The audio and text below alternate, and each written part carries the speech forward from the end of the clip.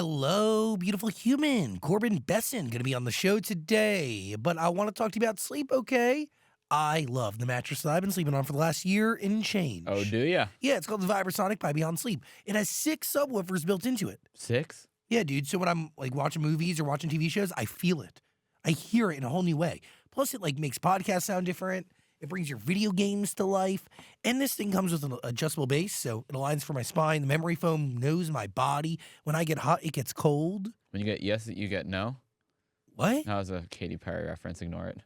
Definitely. But you can listen to Katy Perry on your Vibrasonic. Do more with your mattress and get the best sleep of your life. Today, try it out. There's a code on the screen or the link is below.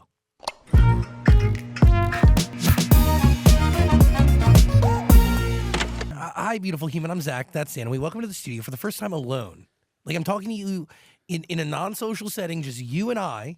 I know, it's crazy. Nobody else around. Corbyn Besson. Woo! Did I What's say up, your guys? name right? What's up? What's up? Did I say it wrong? No, you said it right. Okay. Like I always just call you Corbyn, but I knew you're like, I see people's names sometimes on Instagram, like a handle, and I think it's one thing, but the reality is it's not that. Well, we No, all you just got learned. me. We all just learned it's Besson. We always thought it was Benson. I'm sure you got that a lot. I have gotten that before, like Yeah. the Freddie Benson, iCarly thing. Huh. But Besson, 2 S's. Yeah, it's crazy to be on this couch right now, man. Nobody's around you. It's I just know. you. Usually, I'm like fighting for space somewhere, or I'm like scrunching my knees. Can you explain the difference between you alone and the difference between you with a giant group of people? Because there is a different type of you that comes out. Yeah, I think it's like, the biggest thing I think that I've kind of experienced in terms of like, not like personality shift, but when you're in a group, you're like sort of kind of playing a character in a way. And so you're like fitting into your role within the group, Yeah. right? So it's not that you're like never not being yourself, but you act a certain way and you speak at certain times and you're responsible for saying certain things on behalf of the group. But it's crazy because this is my first solo interview ever. So nuts. I'm like halfway learning as I go right now. And I will say I'm super honored to be here for my first interview. I love this show. Get You out of have town. probably the best show that there is. I've known you for so many years. dude. I know, dude. It's Like I've known you crazy. long time. I know. I mean, since Why Don't We's beginnings, I've known you. It was we probably came on the show in 2017. Dan will tell you. Let me find that out. Latest 2018. I mean, I just have a lot of memories too of different parts of America being there with you guys. yeah. Like I believe we did Memphis, we've done Kansas City. Yeah. I've seen you guys in Kansas City more than once. yeah. Like really weird places, and you're the kindest people all Thank the you, time. man. You too. Well, the whole group of you are, but you're very sweet, like very, very kind. And, I remember there's a couple moments. One, you guys are so down to come with me to St. Jude to hang Yeah. out with some kids who are going through that stuff. was amazing. Yeah, thank you for doing that. Yeah, that was one of my best memories. That was like one of the most heartwarming, like fulfilling things that I had ever done. It's like I remember it so vividly. It was just really cool. And you don't get to do that often, like and also like normal people don't get to go and do that. And so it's one of those things that just makes you feel really special. And just reminds you that like life is fragile, 100%. Now I'm getting so many memories, and I also remember on that same trip I was kind of in like your orbit for the day, and I was wondering why I knew the song that you just released, your single, yeah. "Love Me Better." Yeah. "Love Me Better." Yeah. I was like, "Fuck, it sounds so familiar." Yeah. and it's because I heard it. Yeah. You did. all played it for me. Yeah. but like a while ago. Yeah, this was probably 2021, maybe 20. Yeah, No, it might have been 2022. It was probably the end of 2021 or like beginning of 2022. Yeah, because it was supposed to be the band's next single.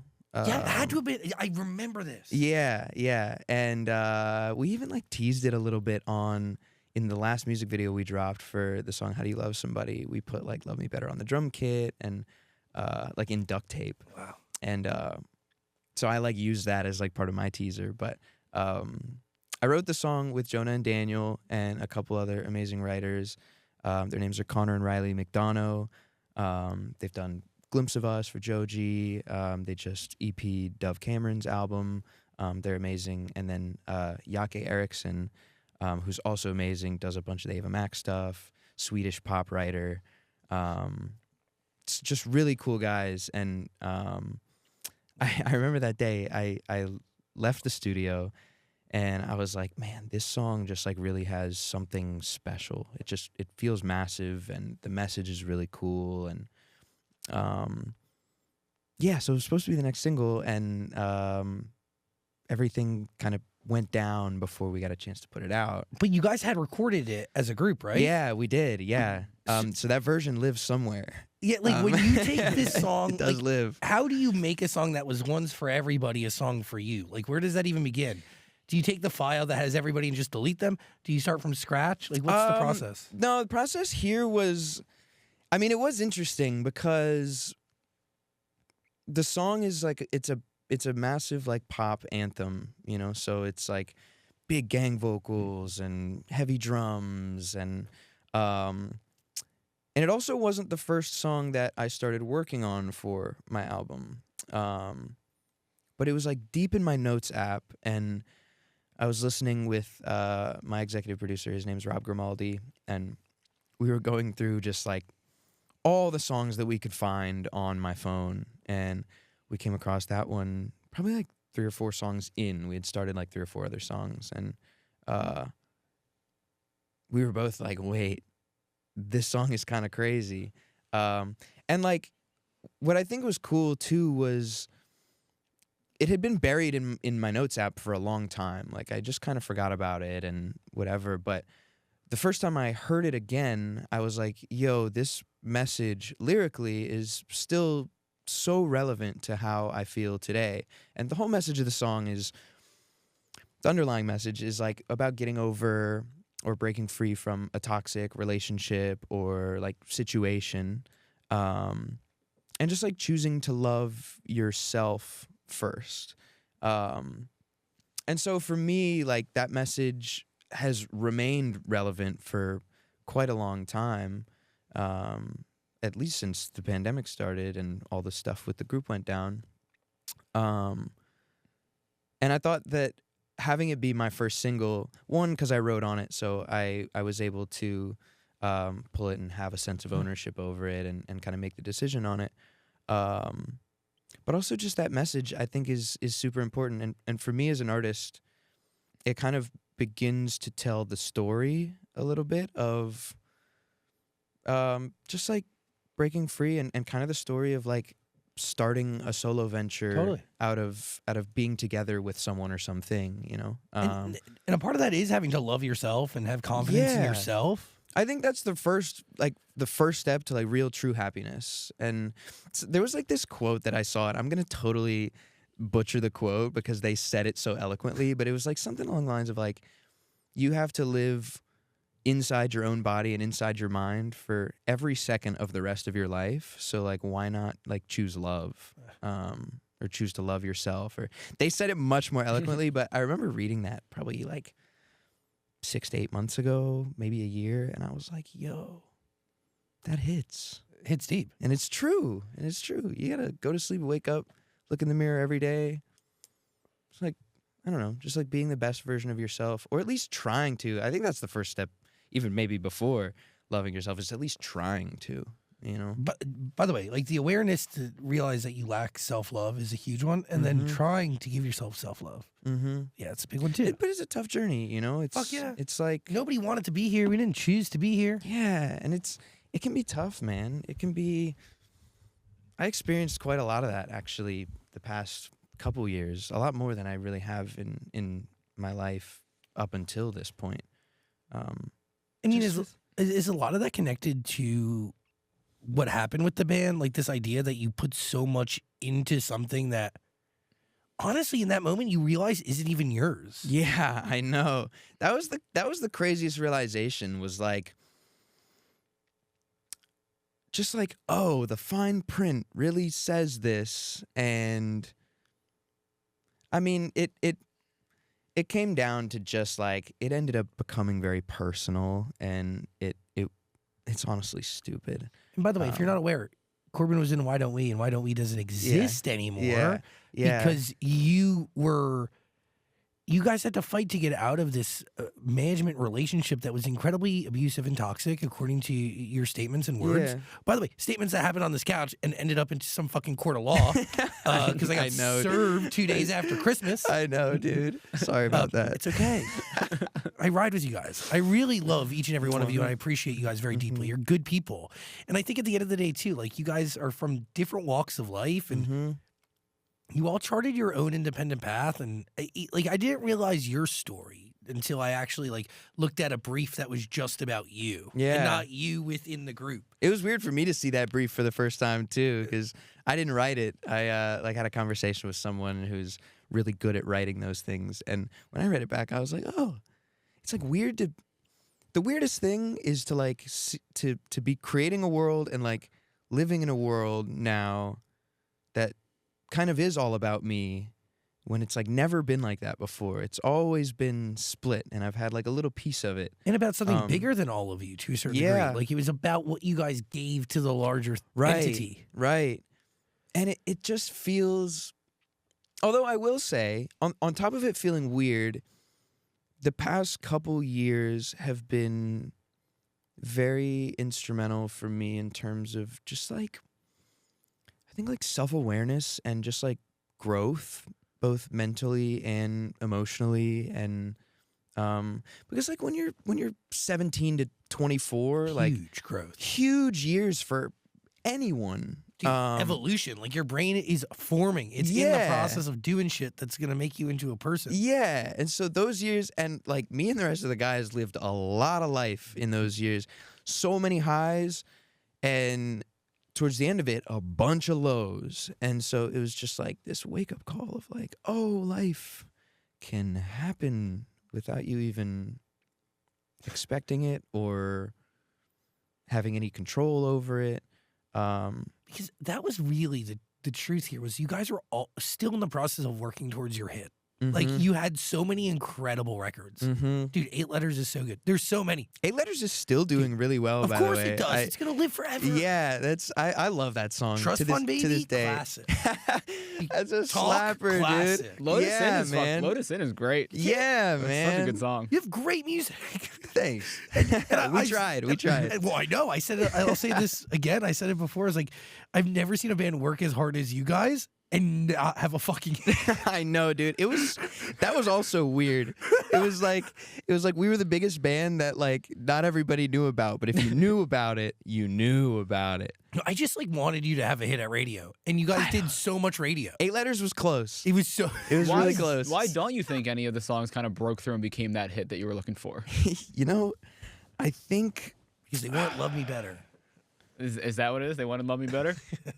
I think Love Me Better would have done really well for the group too. I think it's gonna do really well for which you. Which is why I took it, because I really love the song. And although I will say, I think the message of it kind of applies more to me now personally than it would have for the group.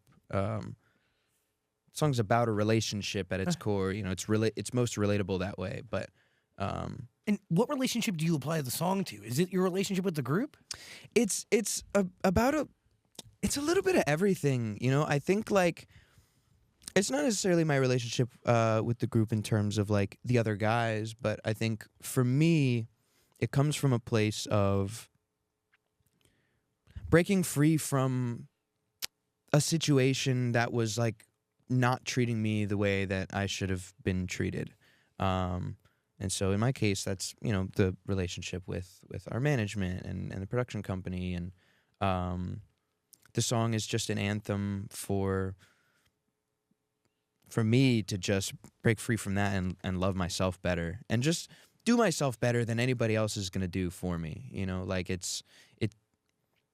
I control my own destiny. I control my own fate, at least from here on out.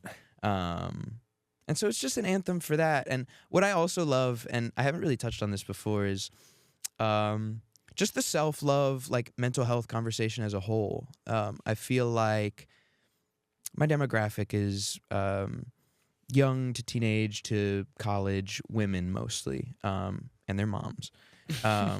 And I also feel like men don't talk about like mental health awareness enough.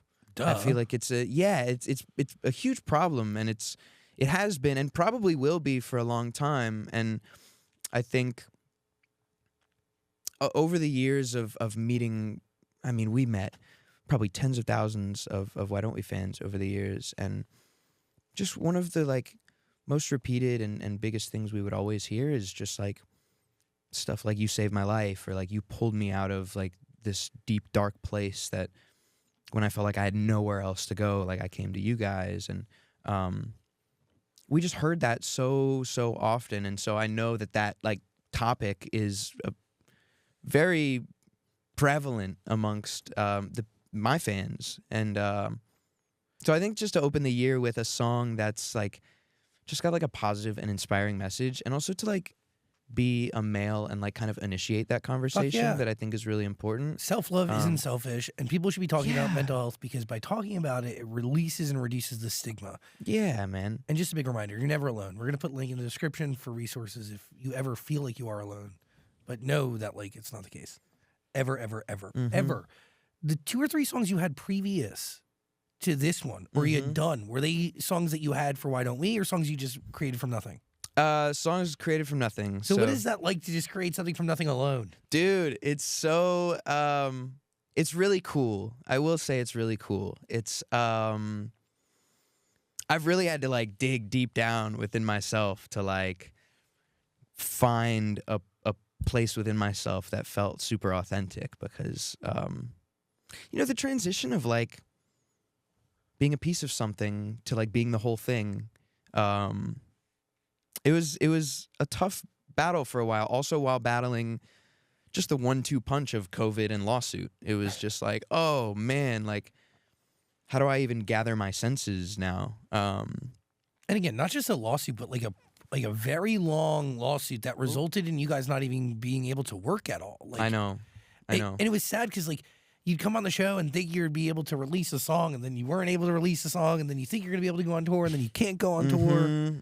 We had to pull the tour down twice. That's crazy. And then ultimately we were like, we just can't live like this, and we can't live under this contract, and so it was pretty much our decision to go on hiatus. But it had nothing to do with how we felt about each other or anything internal. It was like purely like, we can't live like this.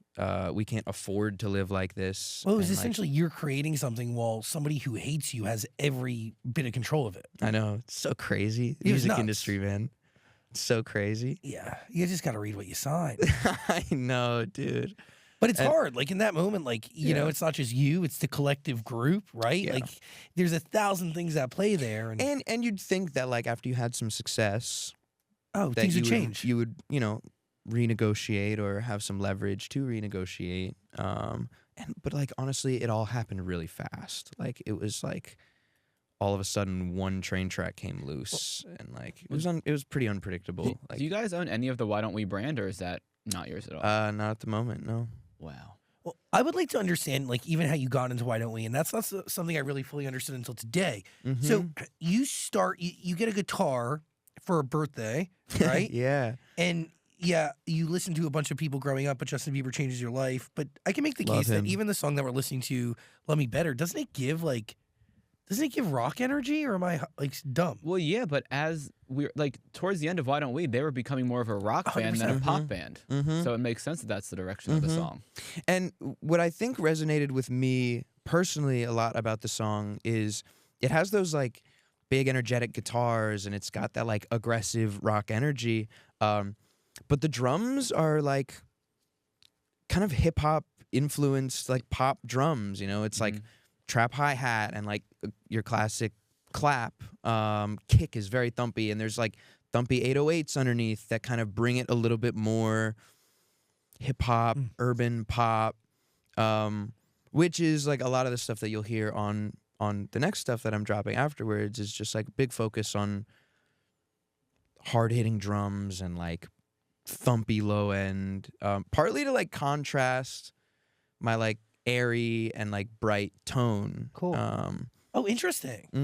The contrast is kind of cool. It took a little like discovery to to really figure that out. But there's like just a cool juxtaposition of like the prettiness from my vocal and like the grit in like the instrumentation of the track. So, how many songs do you have done right now?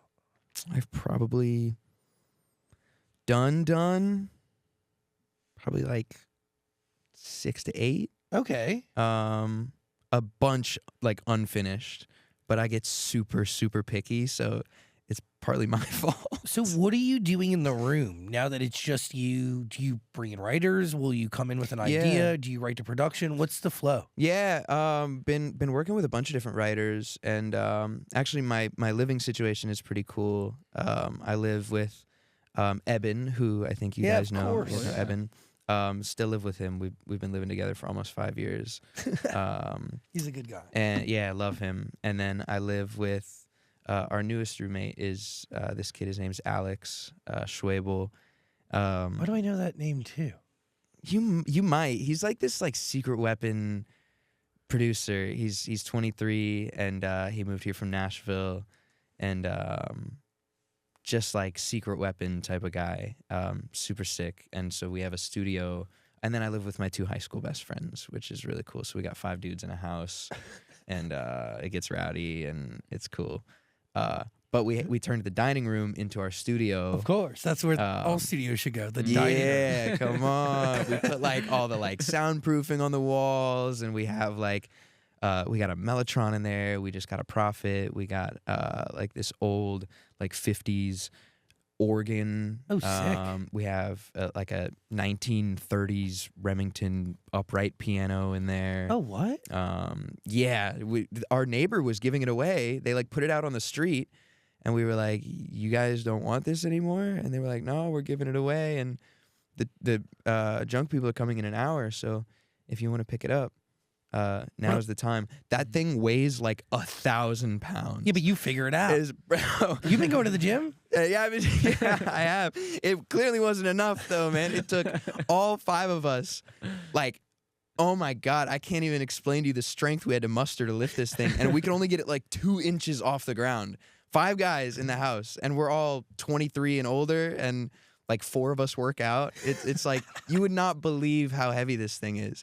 But it sounds really cool. It's like a little bit out of tune, and so it has like this crazy character that is just like, it just sounds imperfect, which is really cool. It sounds like you're in an inspirational environment. Yeah, it's, you wake up and it's, and also Eben's producing house music now, so Of course. and he's like DJing on the weekends, and so like 2 a.m. every night, it's like and so you just like feel the thump from downstairs. Or like, Eben, turn it down a little bit, bro. He's like, fine. But it's like it's always bumping with music in there, and so that has honestly been probably the biggest reason I was able to like come out of everything and like still feel like at least some part of my world was like intact. And it's music. I mean, music is the universal language. It brings everybody home. Are you making music with your roommates, or are you keeping it to a studio? I make music with them a ton. Actually, I use that studio down there for like most of my sessions. Really? So I've had some writers come in, some writers that I worked with through the group. My producer, Rob Grimaldi, is overseeing the whole project, and he's incredibly talented both on the writing and production side. So just ideas are just always flowing. And it's the self-discovery aspect of it has been very cool, and just being able to, also because the music becomes a lot more personal, and I feel like it's probably a given, like it's an obvious statement, but in the group we were always telling a story that was not always true. Totally. You know, you're writing a song for the people. But that's like the beautiful thing about art, you know, it's in the eyes of the beholder. And now being so invested in just my vision, it kind of like brings a different side of you out. It must be fun. Is it fun or scary though, writing lyrics that are all your stories though? You have to be very vulnerable. Like you can't hide behind the group anymore. Yeah, I've been working on that. I've definitely been working on that. vulnerability is not something that I've always been great at. Pretty good at like being optimistic and like compartmentalizing problems and looking for logical solutions and the whole thing. But like you have to be vulnerable in art. And also like it's really good to feel. And like for a while I was just kind of tired of feeling. I was like, I just want to. Yeah, because you felt a lot. Yeah. It's like, guys, let me just like play video games, and only feeling is like getting mad at dying. One of my favorite memories is walking into a Kansas City venue, and I go to this basement, which is used as a green room, and you and like 3 of the other guys have these fucking PCs set up. Yeah. And I think it's PCs I or forgot consoles. you witnessed this. Oh my god, I witnessed you play video games numerous times. I forgot you And it was the only witnessed thing that I this. think that like allowed you to even work in a calm, like you Yeah. were able to find your peace Yeah. through these video games. Yeah, I was probably playing League of Legends. To any of my League of Legends players out there, I still play. I'm still garbage. Is there anything you take from video games, honestly, that you apply to real life? Logical thinking, I think. It's like I feel like that's really the only benefit, or like reaction time. You know, if like if something dangerous is coming, you're able to like get out the way quickly. Yeah, that's exactly. but That's a like- skill courtesy of video games. But like I haven't used that in real life. Maybe no one has. But like critical thinking also, like, you know, just takes the edge off. So how'd you know you were ready to make music again? Honestly, it was when I met Rob. Really? I met him doing a session that was just like randomly set up. And like we ended up just like talking for a couple hours just about everything. And I was just like, oh, like maybe this guy gets it. And then he called Randy, my manager, and asked if anybody was like overseeing the whole project, and he really wanted to be a big part of it. And when I had heard that like someone of his caliber like wanted to be involved, it was just like one of those confident. Oops, sorry. It was one of those shit. It's one of those confidence boosts that I just like really needed at the time, where it was like, okay, like maybe I can do this on my own. Like maybe even this person sees something in me that I don't see in myself right now. And then we just like went through a list of songs and started talking about a couple of them. And there was this song that I had produced in 2021 probably. That was like the first song that I was ever proud of. Made the beat, did the vocals, did the whole thing. It's gonna be coming out. I don't know when it will be, but it's one of the singles for sure. It has to be. Maybe it's even the next single. I don't know. We took that one and he just like brought it to life. And when I heard that, I was like, that was the first time anything like that was purely mine musically had been given life. And for me to hear it turn out the way it did, I was like, oh, this is serious. Like, I might actually have this in me. I've known I have it in me, but like you go through those moments where like you're just like, do I really? Am I good at what I do? Do people like me? You know, it's like the whole, and I know everybody goes through that. But that moment, meeting Rob and him wanting to be involved, was a really big like turning point for me. I mean, that's validation. That's a push. But also to Yeah. hear something that you made on your own, 100% yourself, be finished and final. Yeah, I know. That's crazy. It was really crazy. We just got the final mix back like 4 days ago. Wow. And it cranks. It cranks. And I always knew it would, but it's like crazy to hear it now and be like, oh. And I wrote it with one of my hometown friends who had never written a song before. And it was like just me and him in the room, and like he came up with the hook melody. And he was originally on the second verse, but sorry, brother, we had to take you off. Nobody knows. His name's Jordan Hamey. He's like one of the kids I grew up with. Yeah, I mean, What a big moment. That was a really big moment. I haven't like thought about it like that in a while, but Massive. yeah, it's a good song. You guys will hear it. Yeah, I'm I'll play excited. it for you after. I didn't know that you really got started on You Now. Yeah, you know about You Now? So weird. That's so crazy. Did you watch You Now back in the day? Well, you had your first independent single really came out via You Now called The Only One. Oh my God, yeah. Have you heard it? We have. Oh no. What would you think? So you did have were you not proud of that song? As you look at it now, what do you think? It's good for what it was. Yeah. I won't completely down talk it. I mean, it's not like I wouldn't go out of my way to listen to it now. But I think I was like 15 at the time, maybe 16, and for then it was good. That song actually came out of the first time I ever went to a studio, and I paid like $60 to go to some studio in like Vienna, Virginia, or somewhere out there. And it was the first time anyone had put auto-tune on my voice. And I remember being in the studio, and I was singing, and like this guy like mixed it in the studio, and then like we got it sent back, and I heard it, and I was like, and I heard the auto-tune, and I was like, this is crazy. I was like, I sound perfect. And I think it was 15 or 16, and I was I do remember being so stoked to put it out though, because that was the first. I have a photo somewhere on my phone from the day in the studio. Someone took a picture of me like singing into the mic, and it's the only photo I have from that day.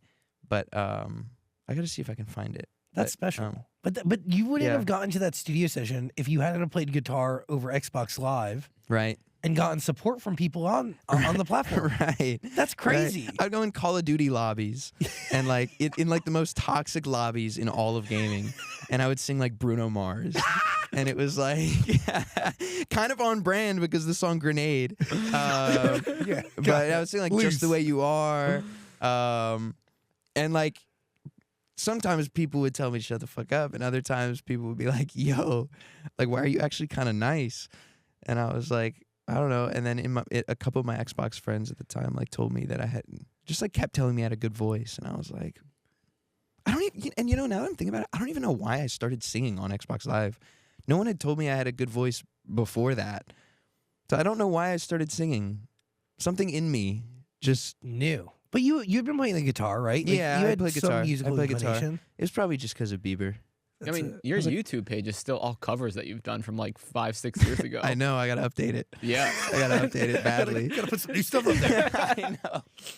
I know. I gotta change the banner. I gotta change everything. I just love that you go from Xbox to You Now to an open mic night in front of strangers, and you must have been young. Yeah. Your mom brought you there. Yeah, my dad actually. Your dad, sorry. Yeah, my dad. He would randomly bring me there. He would pack up my guitar without me knowing, and then he would tell me we were gonna go get food or something, and we'd pull up to an open mic night at like a cafe, and he'd be like, "Go sing, son." And I was like, "That's the best thing he could have ever done." I know. He knew what he was doing. Wait, that just gave me chills. I know. He knew what he was doing. You do not become a real musician unless you're doing that shit. Mm-hmm. Unless you're performing to absolutely no one and somebody's throwing a beer at you, you will not be. And it was funny because it was like do. these little coffee shop, like, no one my age was doing it either. So, like, I was definitely, like, a standout thing. Like, you'd have, like, old guys go up there and sing, like, calm music and, play, like, very pretty acoustic guitar and almost, like, not, like, folk music, but... Yeah. Or you're having people go up there and do, like, old classic rock covers on acoustic guitar and stuff like that, and then I would go up and sing like First Flight Home by Jake Miller and like Stitches by Shawn Mendes. And it was just like, who is this kid? But that really did prepare me. He even brought me to NASA one time, and I sang at like the NASA headquarters because they were having an event. I don't know how he even pulled this off because I wanted to be an astronaut before a singer, and which also, another big dream, astronaut, pop singer. It's like, big dreams, baby. I mean, you got time. Yeah. You can do both. And your dad was in the military, right? Yeah. So he was living in like Norfolk, Virginia at the time. So like I would see him like once a month because my parents were split, and it was like a 3.5 hour drive. So we would do like the the swap. But whenever I would go down there, he would do a really good job at making sure A, I had fun, and B, it was productive. It's amazing. Yeah. Because you learn stuff in those moments that you carry with you today. Yeah, you have to get that experience on stage. And Lord knows I wasn't going to do it by myself. Like, there was no way I was going to pull up to an open mic night by myself. Like, I was singing behind a camera. Like, there's something very comfortable about that, It's like, but once you see an actual face in front of you, the whole thing changes. It's a very different. You feel how they feel about you. It's like instant. Yeah, and you can see their reactions, and you're like, oh, your voice cracks. Someone winces, you're like, ooh. Or you absolutely smash it, and big round of applause. Amazing, best feeling in the world. Nothing like it. Did you ever smash at the open mic nights? I did pretty good. Yeah, first flight home really hit. I think so. Yeah, I think so. Yeah, to be honest, I don't very vividly remember a lot of it. I think the nervousness you black out. the nervousness was very especially being put on the spot too. The nervousness. Yeah, but you need that. Yeah, you have to. You have to. It's the biggest thing. So any parents that might be watching this, randomly take your kids and hang them out there to dry. Yeah, It'll throw work. them in the deep end. Yeah, it'll work. Maybe. It's amazing. You'll find out if they have it in them. That's for sure. And you had it in you. Yeah, I guess so. And you take the social media fame to a tour. You're on the Impact tour, and that's where you meet Zach and who else? Jack. Yeah. Damn. Met those boys out yonder. I think I knew them prior from You Now and YouTube, though. Really? But I had never met them. We had some good times on that tour. We were young and reckless. Well, and then you meet Jonah on another social media tour. Yeah, MagCon. Oh, wow. Wait, so you take this You Now fame that you got, and you really are touring. I forgot that these things were so big at one point. I know. It was a phase. Wow. There was Digitour. There was MagCon. There was Impact tour? Impact. Yeah, Impact was trying. Impact was ran by, you guys remember Alex from Target? Yeah. Alex from Target's dad was running Impact. And he was so nice. I haven't spoken to him in years. I think his name was Eric. So Eric, if you end up seeing this, shout out to you. Yeah, met a bunch of people on those tours. I mean, you meet your bandmates. Yeah. Everybody didn't know except for we would be Daniel. bandmates. That's crazy. Yeah, so can you explain that? You meet all of them, except for Daniel, right? Right. And how do you know that you guys are going to be in a band together? Can you explain to me that process? Yeah, so we toured for I don't know, 6 months to a year maybe, doing weekend shows. So they do 1 or 2 shows a week, and we would just fly. I would go to school during the week, and then on the weekends fly to Indianapolis or Dallas, or I flew to LA one time. First time I came to LA, flew in, stayed here for 10 hours, did a show, flew out. Didn't even stay the night. Impact tour. And by show, you mean meet and greet. Yeah. Did a little performance. Got it. But it was meet and greet based. But anyway, yeah, we toured for a little while, and there came this moment where Jack had hit everybody up because Jack knew everybody, and I don't know if he texted us in a group chat or how exactly it went down, but he reached out to everybody and was like, yo, I know a guy who knows a guy, and they want to start a boy band, and I think that we would all be a great fit. And at the time, I was like, I don't know if I want to be in a boy band. I think I want to be a solo artist, which is full circle. And we did this little audition up at the house that we lived at. Wow. After we started the band. We did an audition there. We sang Story of My Life, One Direction. And then we sang and did a little... we did the stupidest dance to classic. MKTO? Oh, is it MKTO? Yeah. And it's just the 4 of you? So it's Jonah, Jack, Zach, and you. There was a 5th guy. And... where's he? Yeah, I don't know. There was a point where... and he's a really nice guy. I won't even name him. Would we know him? Maybe. Shawn Mendes? No, that would be so crazy. That'd be wild. That would actually be crazy for us because he launched and we didn't. That'd be so crazy. That was a really nice, beautiful, raw honesty. Yeah. He was successful. We weren't.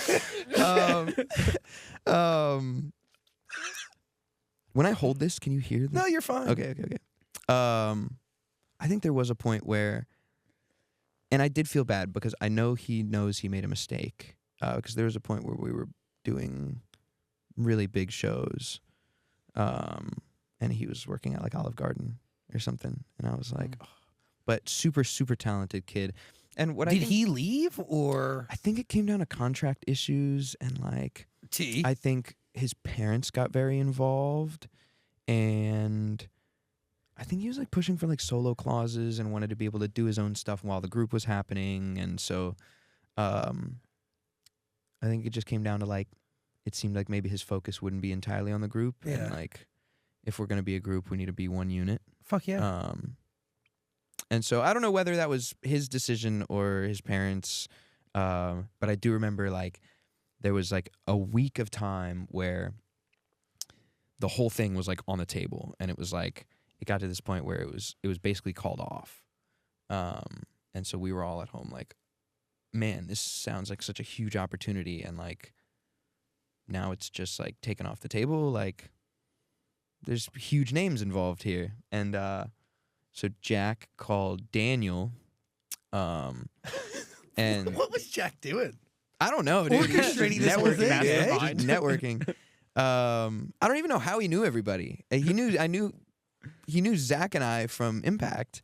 I don't know where he met the other guys, but he called Daniel, and Daniel can probably tell this story better than I could. But the story is that he had just gotten back to Oregon, or maybe he was still in Hawaii.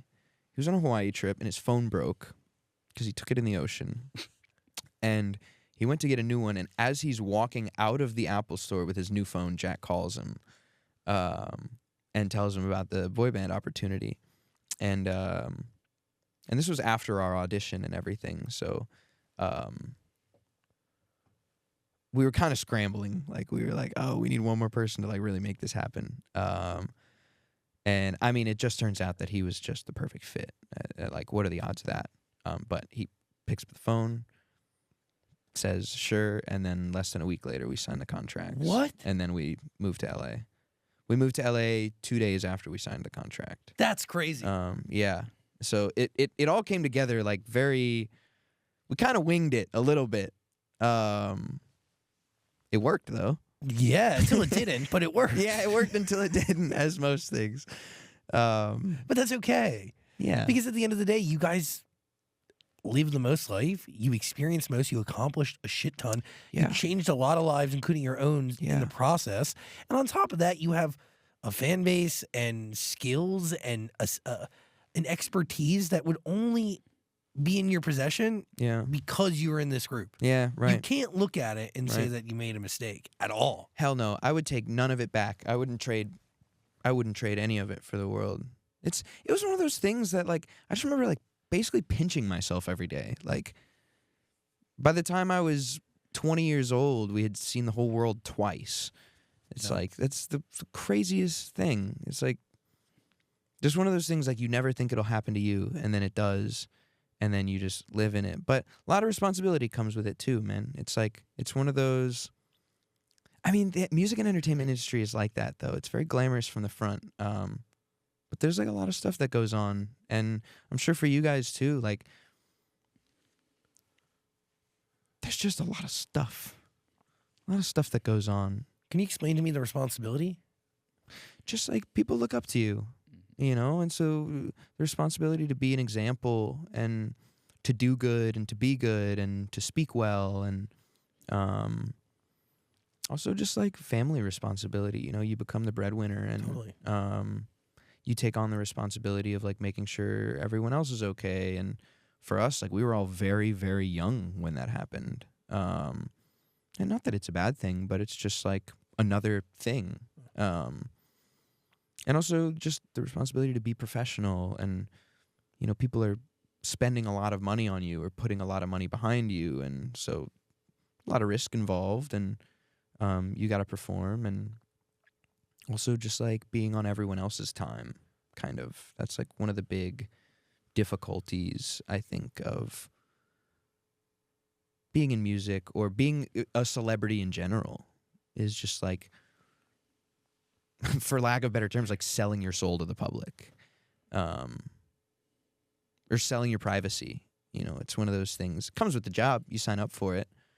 But when you're young, it's like, and it's the same thing. Like Bieber went through it the craziest. He was like, what, 12 or 13 when he was playing arenas?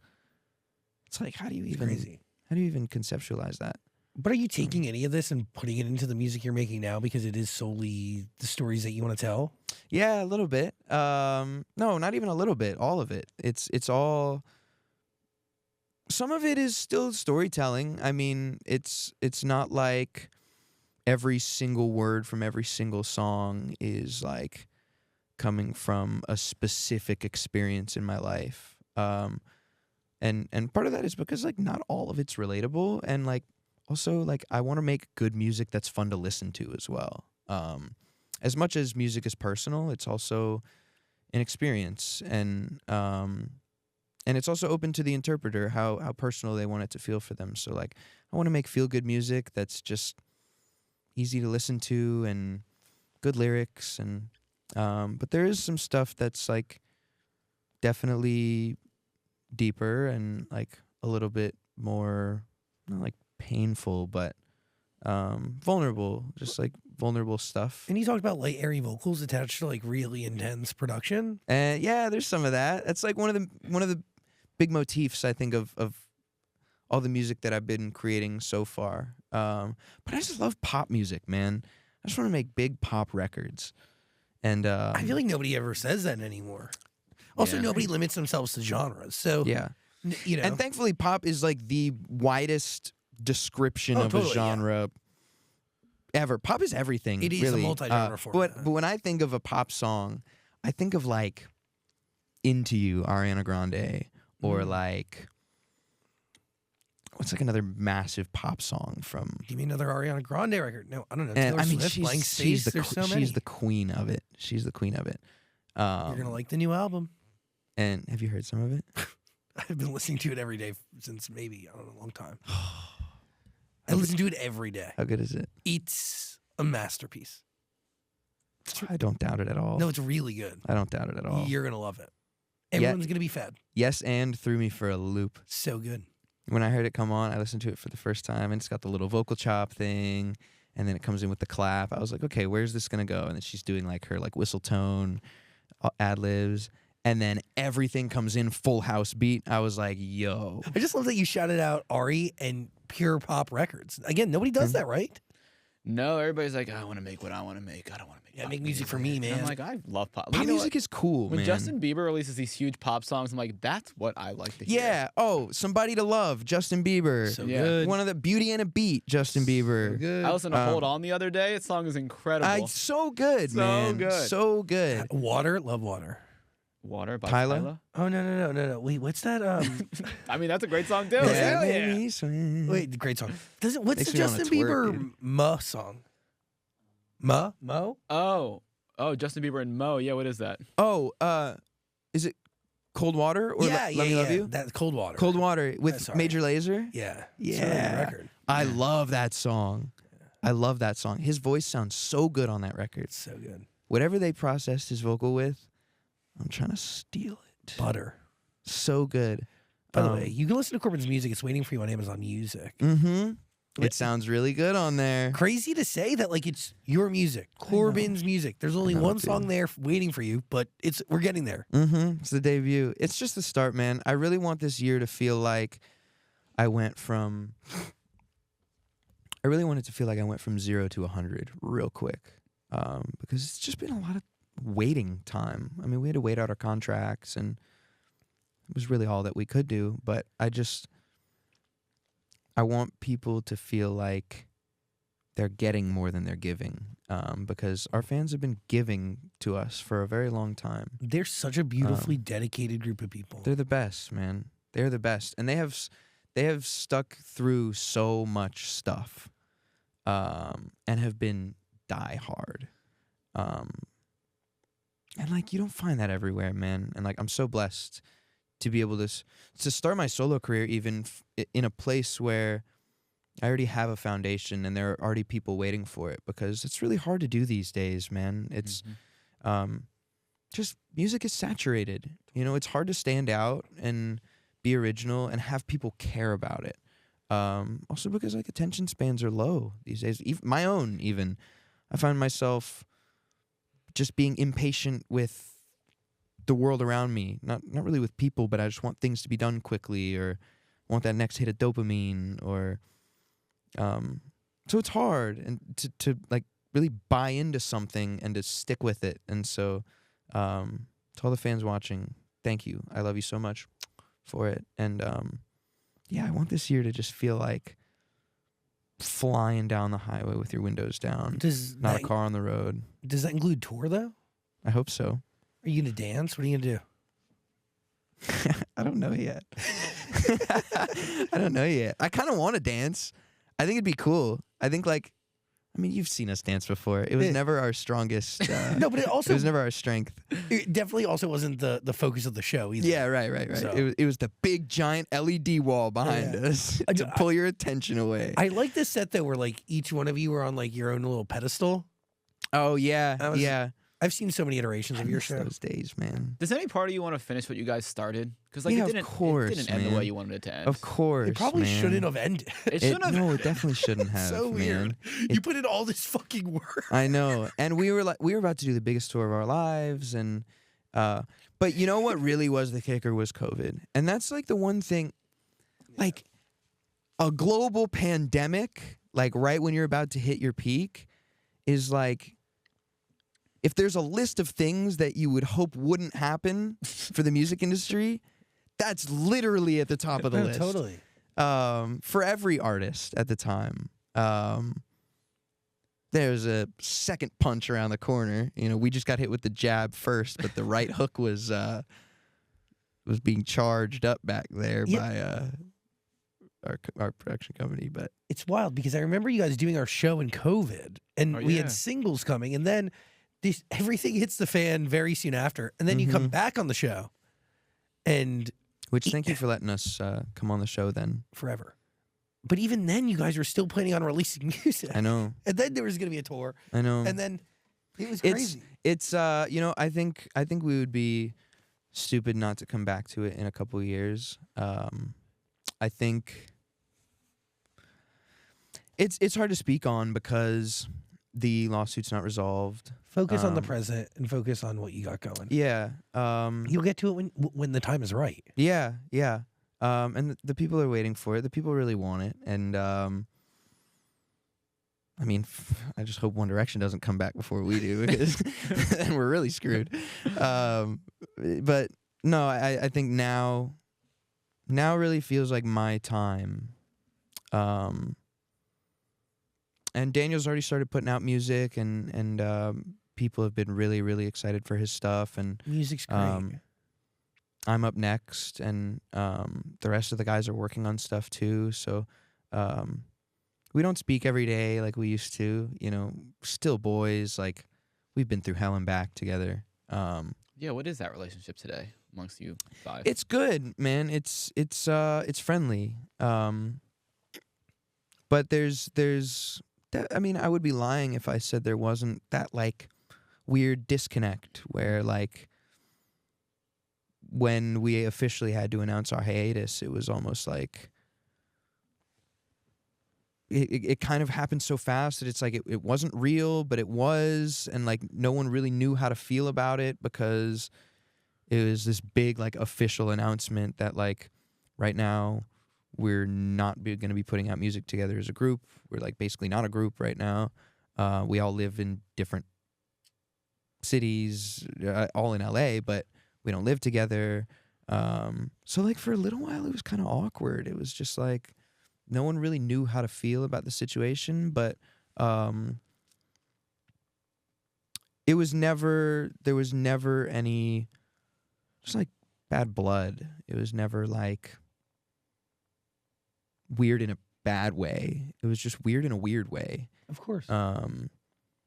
But like I see the guys out at events. I saw Daniel at the BMG party 2 nights ago. Jonah was over at my house like 3 days ago, kicking it. He was over at my house to watch the divisional playoff game. And so we see each other and it's cool and cordial. But there is like the little friendly competition aspect. That's where, what like, Daniel said a year ago. yeah, we're all working on stuff and like we don't play each other our music and but what I do think the cool thing is that we're all going to occupy different lanes, I think, in the industry. Oh, yeah. My music is very like pop. I mean, I talked about some of the elements earlier. It's definitely pop and it's got like hard-hitting drums and it's got R&B influence, not really hip-hop influence, but some of the stuff that I've been seeing that Daniel's teasing is more like Coldplay. The lyrics are crazy. His writing is insane. He's really gifted. Yeah, the writing is so crazy. But sonically, him and I, at least for the first two coming out of the group, live in completely different lanes, which is actually pretty exciting for the both of us because I think we'll just get to feed the fans differently. Oh my God. And accrue new fans by creating new music in totally different lanes. And I will say, and it's not direct competition. No. It's like everyone's going to get their little piece of what they want. Just be true to you and create music that you want to create. And what they say is a hit song is like a tennis ball underwater. It will always find its way to the top and will find the people that need to hear it, right? Like that's all you can do is what you have in your control. Yeah, well put, man. You create, you have control of the effort, not the outcome. That's literally it. I will say, Daniel did a fucking incredible live performance. I went to go see a show. I know he did. It was one of the best live shows I've seen. I saw him at the Fonda. Yeah, I was there the night at the Fonda. So good. Really cool. Crazy to see everyone in that building. I was emotional for him. It was really crazy to see everybody in that building, like, just cheering for him. And just the energy of that. Like, I hadn't seen that or felt that energy in so long. And so to be, like, even semi-attached to that, from a distance, like, was really, really cool. Man, I want to get back out there so bad, man. I'm itching. Are you going to do an album? Do you want to do singles, EP? What's your ideal plan right now? I don't know. I got to talk to my label a little bit. I kind of just want to drop singles for a little while and really like start building the world. I think the album cycle thing, unless you're one of the biggest pop stars in the world, it's not as effective these days. I feel like I would maybe I do want to build to an album though. I think there is something that will always be special about being an artist in the music industry and dropping a body of work like that. Especially if the album is really, really good from an objective standpoint. There's something so like respectable about that. But I think just getting started, like, Love Me Better is the first of a few singles at least. It's, for me, it's just the Open the Door record that feels really good, sends a positive message for this year, starts kind of introducing my fans to the kind of sound that they can start to kind of expect. Although I'll be taking some left and some right turns here and there. Not everything is in the same ballpark, but everything is very me. And so, like, as I build the world, I think people are really going to start to just, like, see and hear me for the first time. Maybe ever. Is that scary? Yeah. Yes and no. Yes, because I hope people love it. No, because I know people are waiting for it. And I find comfort in the people who have always supported me and the group. because, like I said before, they are so diehard, and really they'll love anything that we put out, which is so crazy, and it's such a blessing. I just want to get it right, you know. It's like, feels like there's a lot of pressure, and I also want my label to know they made a good choice, and I just want the world to love it. So that's the biggest, like, scary part about it, is like wanting the world to love it. Just be you. But yeah, you can't make art for other people. You got to make it for yourself first. So I've been working on that. What are you thinking? Did you have to ask Jonah and Daniel for approval to release this song since you guys wrote it together? I had to get like official approval, yeah. But neither of them were gonna use it, so I got lucky there. Yeah. Yeah, they were. It was super easy. They were actually really stoked that I was taking it because the song is too good to sit on a hard drive forever. When I heard it back again, like I said, when I rediscovered it, I was like, "There's no way I'm letting this song sit on a hard drive forever. It's too good. It slaps." Big self-love pop anthem. Give it to the world. Give it to them. I'm excited to hear this song that you did 100% yourself. I'll play it for you. Yeah. I think you'll like it. It's cool. It's probably my like coolest song, I would say. It feels like, and this is like such a cliche image, but it really does feel like it feels like just driving with the windows down on the PCH. Or it feels like it reminds me of like skateboarding with my friends when I was younger. And just like getting your hands dirty. But just like nostalgia. It's just got this like nostalgia thing to it. I don't really know how else to describe it. It's cool though. I think you'll like it. I'm sold. I want to hear. Hell yeah. Final thoughts? Yeah, was Angel Eyes the one that you guys did for NCT 127? Was that just sitting on a hard drive? Like, how did they get that? Yeah, it was. It was. I love that you asked this question because UMG just muted it on TikTok. Yeah, call them out. It's okay. My TikTok did well before they muted it. So, yeah, Angel Eyes actually was going to be a Why Don't We song as well. We wrote it with the same guys that we did Love Back with.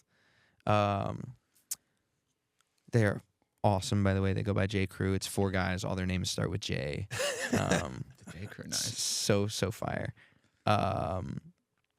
And yeah, it was going to be a band song. It never saw the light of day for multiple reasons. And then one day, Jackson Foote, who's one of the guys, main producer, texted, I don't remember if it was just me or if it was a group chat with us guys in it, and was like, hey, I guess his publisher might have pitched it, because he texted us and was like, hey, NCT wants to do this song. Are you guys cool with giving it to NCT 127? And we were like, I think this was even after we had announced hiatus. So we were like, yeah. Pay the bills. Yeah. Give him the song. We're not going to do anything with it. And it was crazy because hearing it all back in Korean for the first time, I was like, this is, first of all, it's just so crazy that they can translate it into Korean and get it to all rhyme the same way. But second of all, to just know a song gets taken like globally like that, you know, and shifted to a different culture is, it just didn't expect it, especially for that record, because that record's like it was like Love Back Part 2. But the K-pop thing is really cool. Me and my roommates have been writing some K-pop lately as well, and we've been pitching out some records, so there might be some more coming out soon. But isn't that also validation for the art that you've been making again? Yeah. And it's a cool refresher because you approach the songs differently than you would, at least I approach those songs differently than I would approach my own songs. So it's like a creative mind refresher. And the validation knowing that like you wrote a song and like a big K-pop group, they're huge. Loved it. And they always do like such cool stuff, man. Like the music videos, the styling, the image, just the vocal delivery, like it's all really, really cool. And like I said, I play League of Legends, and so New Jeans just did like the World Championship performance, which was crazy. And one of my roommates is a massive K-pop fan. So just like being introduced to that world is really cool, and it's really translating in America, which is also really cool because it's usually the other way around. I feel like K-pop is the first, besides like Latin music, K-pop is globally consumed and consumed in America in the most beautiful, intense ways by the most wide demographics you've ever seen in your I know life. it's so cool. We've been in the K-pop universe since the Wonder Girls were working with the Jonas Brothers in like 2009. What? Yes, and I had no idea. And it wasn't until the New York Times came out that like I didn't know that we had a hand in helping BTS find their audience and help them here in America via the radio in like 2016, 2017. Around there. Dude, K-pop like has been the most misunderstood thing forever by the mainstream culture and those who have control. And it wasn't until the last few years, couple of years, that it's actually become something where it's like, oh, well, because it's when it makes dollars, it makes sense, Right? Even right. to people who don't even care to give it the time of day to like understand the translations, understand the meanings behind the records, realize that like I don't know, like a majority of like BTS's music is written about real shit that people go through. Yeah, right. Like they really capture the energy and time of the generation they're talking to. They speak to them so beautifully. Yeah, it's crazy. They're such an example too of just like a powerful force. Nuts. And BTS Army so crazy. But like a genuine force, like really good people who create music that have real purpose. And so incredibly talented. Rob, my producer, did Butter for them. That's how I know his name. You have a good team. You got to play me this music. Listen to Corbyn's stuff. And Yeah, go do it. Come on. Follow his artist page too, so you can be in the loop when like stuff is being dropped. Yeah, first of many. Yeah, there's gonna be a link in the description below. First song, but we're gonna get more soon. First of many interviews alone too. So come back. Thank you for having me on the show, Literally man. anytime. Thank you. So is Rob a part of every song that you do? Huge. So if he doesn't produce on it, he, I mean, as a person, he's like a A&R guy. Yeah. He's a producer first, but he's incredible A&R guy. Has management characteristics, and is really he just gets stuff done. And he moves quick. And like in an industry that moves so slow, it's nice to like have somebody like that likes to move quick. And yeah, I mean, he's really. We start a lot of stuff together. If I start something with someone else, he's really, really great at finishing and like making everything feel sonically from the same world, so that there's no like crazy outliers that feel like a song that I wouldn't do. And it's just an incredible writer, and he's a pop guy. He loves pop music, And so do you. yeah. So that's worked out. I'm excited. I'm excited for you. Thanks, man. I'm excited too. I think this year's the first year for me that feels like there's a light at the end of the tunnel in a long time. And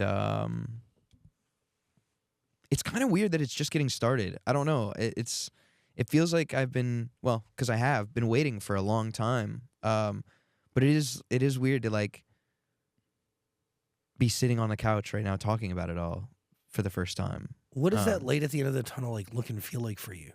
Just like getting back to just like what I love to do the most, and like having a purpose in life. My purpose before everything else was just like make people happy and like bring people experiences that they'll never forget, nights they'll never forget. Or if they were over 21, nights they won't remember. Just like stuff like that, like traveling around the world and like making people happy Through the power of music. Yeah, and that was like just taken away for a while. So I was like, oh shit, what am I gonna do, man? But it's back, and I just signed over at BMG. That was another big validation moment for me that like a record label wanted to take me and really kind of do things on my terms. They've been really amazing so far. This is my first release with them, so we'll see, BMG. You should be proud. No, but it's the team over there is so amazing, and they have been very, very excited for me to be there, and they have done nothing but like try to help. All you can ask for is the best possible partner I know, right? that's there to ride with you and help you achieve your dreams. Yeah. And what was really great about BMG is they're artist friendly and they put it in writing. And that was something that I had not had in a long time. So good things are coming your way. I hope so, man. It feels like it. I'm so happy for you. Thank you. Stay in the loop on everything, Corbyn. We're gonna put a link in the description below. I really do appreciate everything that Yeah, you've done. I appreciate you guys, I man. appreciate Thanks you for taking the having me. time. Yeah. Dude, you're a really beautiful soul and Thank really you. gifted and a good person, and I'm excited to watch you do your thing. Thanks, man. You have a great sweater too. Thanks. Shout out to my stylist. Yeah. He came over at 8 a.m. this morning. And was like, "Here, Really? put this on." I was like, "I'm gonna put this on." It's a good sweater. And I'm Also, just, You've gotten jacked. Like, you are huge. dude, thank you. You've been working on it. I've been trying. Yeah, I'm going on. This year will be 3 years of working out like really consistently. I had to, bro. I couldn't be scrawny boy anymore. You remember me when I was scrawny boy? Little skinny guy. I was like 18 and like 120 pounds. I was like, this is ridiculous. I weigh like 155 right now. I put on like 30 pounds in the Dude, last jacked. 3 years. Still got more to go though. My trainer, he's a tough one. Giddy up. He's like 6'4", 240. You want to get there? No, dude, it's You'll not be- for me, You'll but be it's for 6'4" him. one day. I could go like 160, and I feel like then I would look like, you know, when like Sean posted that first shirtless photo, and he was like ripped, and everyone was like, "Oh my god." I'm trying to get there. We're close. I believe in that for you. We're close. You'll do it. I think so. You do what you set your heart to. Yeah, I just need to eat more protein. That's it. I think so. Less Easy. McDonald's. You can do it. Listen You to think so? Corbyn's music. Yeah, I do. I believe in you. Okay, thank you. I really do. This is the year of accomplishing your dreams. Yeah. So get to work. Okay. Corbyn, everybody. Hell yeah.